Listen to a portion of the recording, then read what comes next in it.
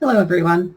My name's Katie, and this channel is called Katie Tries Life. And the reason I made this channel is to create content talking about my experiences after having moved out of Christian fundamentalism and overcoming a lot of social anxiety that produced in my life. I have a separate channel where I discuss topics related to being transgender. I do happen to be transgender. This channel isn't for that, and I won't talk about it very much, but that is a part of my life. But to quickly summarize how I got to where I am, so I'm 41 years old, and at the age of 15, I really got involved in a brand, I guess, of Christianity that would be labeled as fundamentalism. And so during the years that I was, a fundamentalist, one of the things that happens when you get into, I guess, very extreme religious stuff is you begin to have fears about other people. You become very isolated because, other people and other situations, become like unclean. It's probably the best way I can describe it. And, so going through my 20s and into my mid-30s, I had become extremely isolated. I had almost no friends at all, and my social life really didn't exist. I didn't have people that I ever hung out with outside of church. And life was very ascetic. It was, there was so many things you didn't do because it was of the world. If you're not familiar with Christian fundamentalism, some of the language is going to sound kind of weird, but like the world is a term for basically anything that isn't fundamentalist Christianity. Sports, hobbies, interests, even just like watching television. We didn't own a television from 2008 until, actually even right now we don't own a television, which I don't miss it. It's not something that's really a part of my life anymore. But the reason it stopped being a part of my life was my spouse and I were so into fundamentalism that we decided not to own a television. I think there's a lot to be said for living without television, but the reason we did it was motivated by, I guess, religious zealotry, zealousy. Not sure quite what the word is there, but wanting to be zealous religiously. Excuse me. So, we just kept cutting things out of our life and people out of our lives. And we, even the people that we allowed in our lives, we really limited the contact. Relatives, I can say that the relationship with my father before he passed away was very strained because he didn't share our religious views. And he didn't really like being around us because of it, and we didn't like being around him because we viewed him as like some kind of heathen or something. I have a lot of regrets about that. I wish that things would have ended differently with him. So anyway, getting back to the channel and why I'm doing this was, so I had all this social anxiety, and there's a lot of things I wanted to do, but I felt like, well, because I'm this, I have these religious beliefs, I shouldn't or I can't do those things because they will like contaminate me somehow. I might get around people that aren't like me. I might get around people who don't share my beliefs. And, so there's just this snowball effect of fundamentalism where eventually you get to where almost everything seems somehow dangerous or contaminating. And so I had all these things that I dreamed of doing, and but I had to just shut them out of my life. And I had, very little social interaction with anybody outside of church. And when I hit my mid-30s and I transitioned, and that's a whole other story, excuse me, and I cover that on my other channel, I had to face a lot of things, because I came to the realization I needed to transition. And as a fundamentalist, that was like anathema. That was like a one-way ticket straight to hell. But in doing so, I had to talk to doctors. I had to talk to psychologists. I had to, get advice from people who didn't fit the mold of the people that I thought I should be interacting with. And it was tough. It was a really tough time in life. But I became acquainted with a lot of atheists, a lot of agnostics, even some Buddhists and, people that didn't share my religious beliefs. And some of those people ended up being really good friends of mine. And that was kind of what opened the doorway into new social situations for me, was realizing that I had cut myself off via religious beliefs from amazing people. A lot of people in my life could have been dear friends and weren't. And I had lost those opportunities because I'd become so isolated. And, I had this long list of what people should be like in order to socialize with them and to interact with them. So I started transitioning in 2018. I was 36 years old. So we're coming up on close to 5 years since then. And over that time, one of the things that has been kind of fascinating is, as I transitioned and as I got more comfortable with my own body and with my life in general, I found that I wasn't as afraid of people. And I felt like going and doing things that I used to not feel like I could do. And at the same time, I was kind of letting go of some of the religious fundamentalism little by little. And as I did that, I found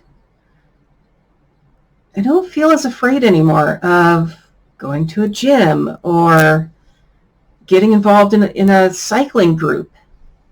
And so I did some of these things, and I started finding that I was making connections with new people and making new friends. And there was this whole world of people out there that I had been missing out on, and activities that I could have been enjoying that were not, at their core evil things. And I found, what?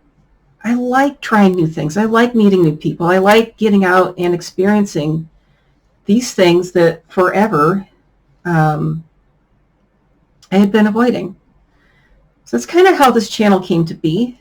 This is to document some of the new experiences I'm doing. I've been a cyclist my whole life. I love cycling. I also started boxing about 6 months ago, and I might do a little bit on there about that, but I like to camp. I like to do a lot of things that, during my fundamentalist years, I cut out of my life and I didn't really do. So transitioning to making content about those experiences, I'm going to get into a recent experience of mine that was really neat. So if you're not from, the colder parts of the world where we get snow and ice, so there's a type of bike called a fat bike. So it has like 4-inch wide tires, and it's for winter biking. So on snow and ice and things like that. So you have low tire pressure, really big volume tires at low pressure, so that, you're not sinking down into the snow and getting stuck.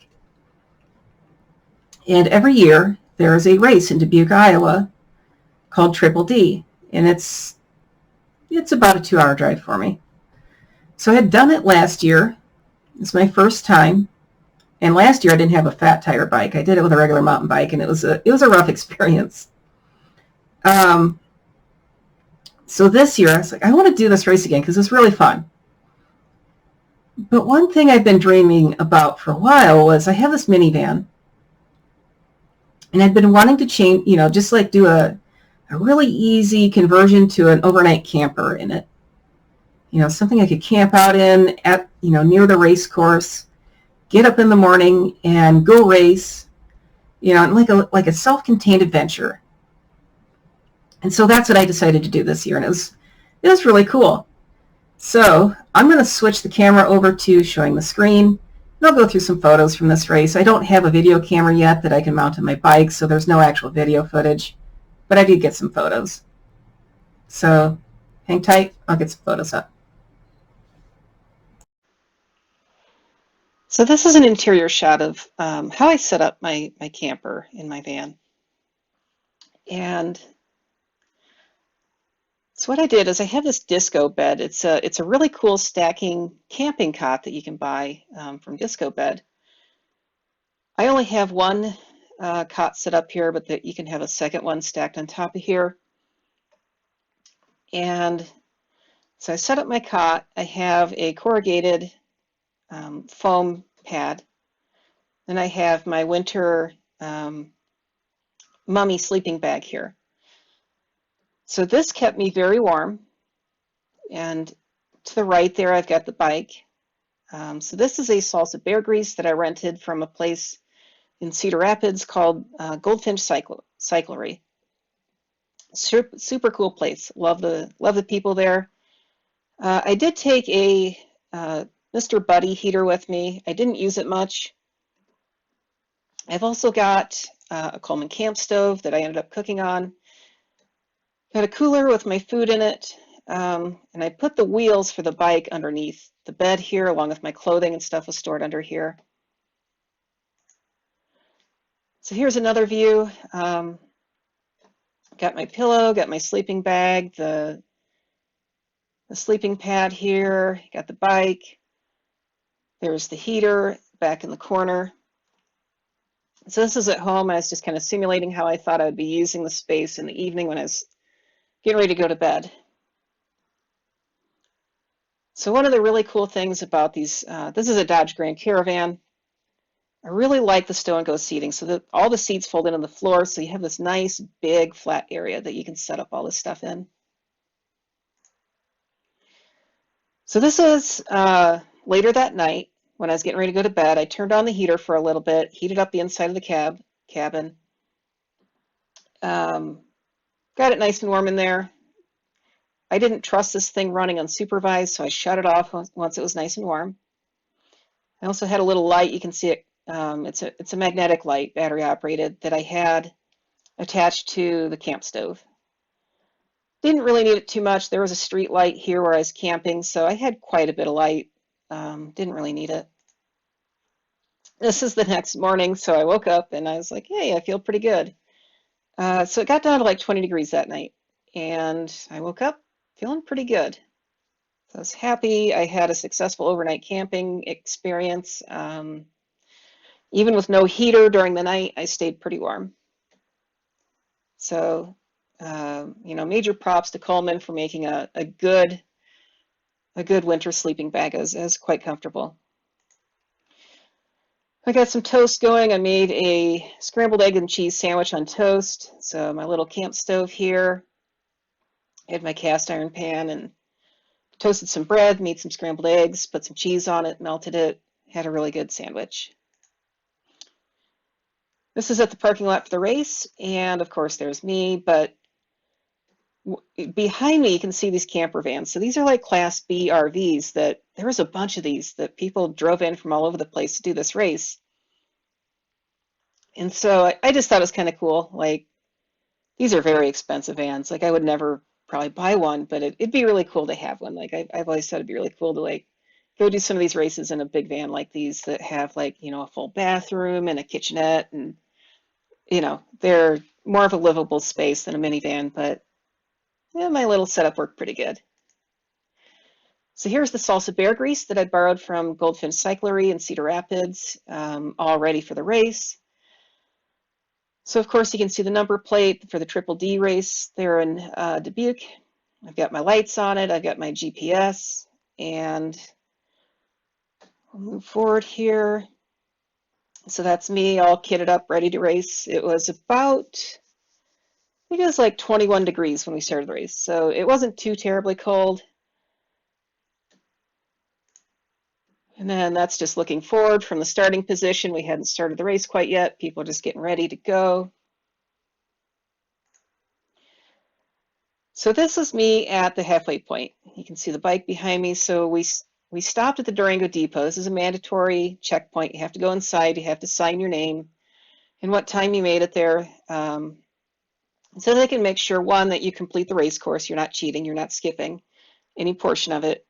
But also to make sure that everybody makes it through the course, and nobody gets left behind. So it's a mandatory checkpoint. You had to go inside the building and sign your name and time, what time you got there. So this was right after the Durango Depot, the checkpoint. So we got off of the paved and gravel roads and got onto this. This is like a snowmobile trail that runs along this creek down here. And I was way ahead. I was doing much better in this race than I thought I would, and there was no snow cover this year, so the pace was really fast.